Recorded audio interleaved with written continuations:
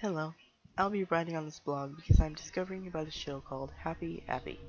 You see, I've been fascinated with finding missing TV shows, episodes, and movies. But even though I'm diehard on finding London After Midnight, the 108 missing Doctor Who episodes, and Him, the 1974 film where a man has a sexual obsession with Jesus, I want to specifically seek out a TV show that's been missing for about 11 or 12 years now.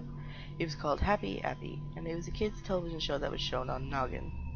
Sometime during early 1999, after Noggin was launched, they aired a new show called Happy Appy. It sounds like some nursery rhyme that a babysitter would sing, but it wasn't. It was a shorter show at 10 minutes and was normally played in duets, making each episode 20 minutes minus the commercials. A couple months after it premiered, it was pulled off the air and never aired again. Even the much more appropriate episodes weren't shown. However, some parents did record the show. They were VHS copies. Of those said VHS copies, only a few survived through the years. However, what was rare was an intact DVD copy of any episode, especially the final ones. I was one of the lucky ones that had a DVD copy. Yesterday, when I did some spring cleaning, okay, it's more like winter cleaning, I found an old DVD with a Sharpie written on it. It said HA episodes, so I did some research by using Google, and on a forum that was dedicated to finding missing episodes in films, I found out that those were the initials for Happy Appy. In replies, they claimed that there were no DVDs copy around, which is obviously false since I have some copies. So I went ahead and put them into the disk drive, praying for them to work. Well, they did, and it instantly cut to the intros of the episode. There was no menu or anything. By the way, I haven't really described the show, haven't I? It is a giant clay apple with arms, eyes, and giant lips being held up by a rusty bent stick going around in a van helping children when they got hurt. But as the show progressed, it just got creepier, like Death Smile creepier. Later in the series, they did change the stick to a non-rusted but still bent stick. To describe more about the colors of Happy Appy, his eyes were dark blue, and his lips were dark green, and he had a leaf on his head. His intro song had the same tune as Mary Had a Little Lamb. It went something sort of like this. Happy Appy, Happy App, Happy App, Happy App, Happy Appy, Happy App. He helps kids all day. Repeated 3 times. Anyway, let's go into the actual episodes. Episode 1 and 2 were called Happy's Vacation and Hurt Happy, respectively. Happy's Vacation was exactly what you'd expect. Happy Appy goes on a vacation to the beach, helps injured kids, and even talks down a bully into not hurting a child. Hurt Happy was about Happy's stick getting broken, and the kids teamed up to help Happy Appy by giving him bandages and fruit. Nothing seemed out of place when I first saw it, but when I saw it a second time, it looked a little suspicious. When Happy was driving his van to the beach in Happy's Vacation, some frames were skipped. At first, I ignored it, saying that it could be a scratched DVD. But when I checked the disc, it wasn't scratched at all. Also, during the scene where the kids gave Happy Appy fruit, they gave him an apple for whatever reason. It could have been an accident, though. To top it off, I noticed some coincidental objects in Hurt Happy. In Happy's van, there was what looked like the border of the Hope poster, but it could have been something else. Also, in Happy's Vacation, the radio plays what sounds like a country cover of Hot and Cold, which was made in 2008 and out of place for a kids show.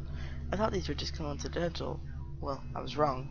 In episode 3 and 4 were even stranger. The intros were cut out, and the 2 episodes were missing a few scenes. On episode 3, about 5 minutes and 10 seconds in, is when Happy Appy does his first death smile. For the first 30 seconds, it was somewhat eerie. One moment that could send chills down anyone's spine was the boo-boo scene in episode 4. Happy aids a child that has a bruise on his knee. He looks to the camera, death smile on face, and says, "What does Nate need for his boo-boo?" For 30 seconds, he stared at the camera, motionless, with his dark blue soulless eyes locking onto anyone watching. Finally, he broke the silence with, "That's right, a Band-Aid."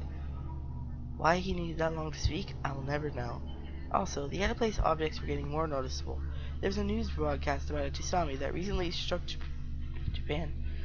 Happy sounded, "Oh no, if you want to help the Japanese, call this number," and the 1-800 number was listed.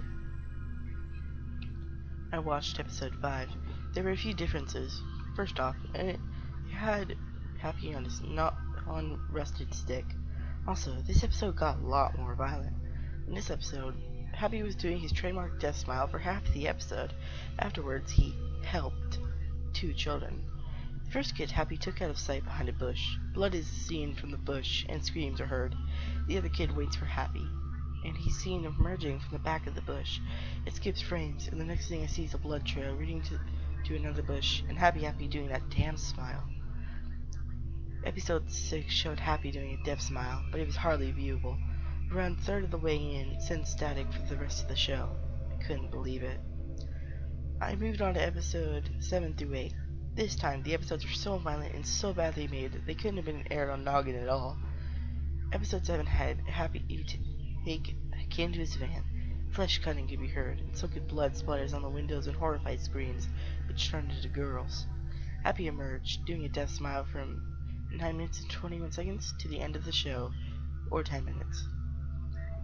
Like episode 7, episode 8 was gory and violent, but it was also coincidental and violent that I couldn't believe Noggin would even show it unless it was an accidental airing. It starts out with Happy Appy walking around the playground with 2 kids ask him what the cycle of life is so that they can complete their homework. He proceeds to tell the cycle of life in frogs and plants. The kids say, "Thanks, Happy. Can you play with us for a bit?" Happy agrees, and they start playing on the playground. When this happens, smoke starts to creep behind Happy and the children. It gets to a point where they start coughing because of how dense the smoke is, so they turn around to see what was making the smoke. Happy gasps at the sight in front of them. 2 towers were on fire and were burning up. A few people can be seen falling out of the windows to escape the fire. There was a lot of screaming, falling debris, and a crashed airplane in one of the towers. The only tail of the plane was visible and sticking out like a sore thumb and nearing the point of collapse. We could hear a faint whining noise at this point, and I think that was one of the plane's engines, which is probably still on.